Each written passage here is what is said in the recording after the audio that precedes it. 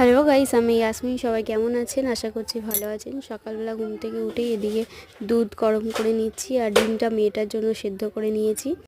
এদিকে মেয়েটাকে খাইয়ে নিয়েছি, নিয়ে মাছটা বার করে রেখেছি ফ্রিজ থেকে। এই আগের দিনের যে মাছ ছিল সেই মাছটাই আজকে রান্না করব একটু আলু দিয়ে। এদিকে পেঁয়াজ কেটে নিয়েছি, আলুও কেটে নিয়েছি, নিয়ে মশলা করছি জিরে রসুন আর কাঁচা লঙ্কা দিয়ে একটা পেস্ট বানিয়ে নেব মাছের জন্য। আর এদিকে রান্না করতে বসার আগে মেয়েটাকে বসিয়ে দিয়েছি খেলতে, খেলনাবাটি নিয়ে ও নিজের মতো খেলা করছে। মেয়েটার শরীর ঠিক একটা ভালো নেই।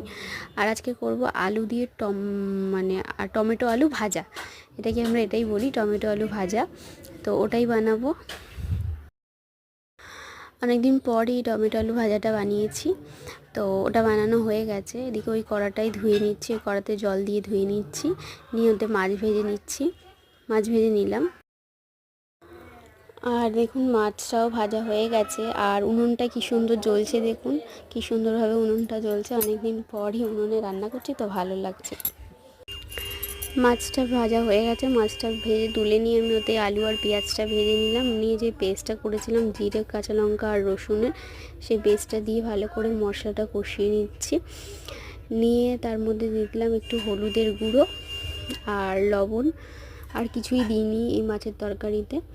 দিয়ে ওটা ভালো করে কষিয়ে ওতে ঝোল দিয়ে দিয়েছি। আর উনুনটা জ্বলছে খুব খুব সুন্দর জ্বলছে উনুনটা, যার জন্য ঝটপট রান্না হয়ে গেছে আজকে আমার তাড়াতাড়ি।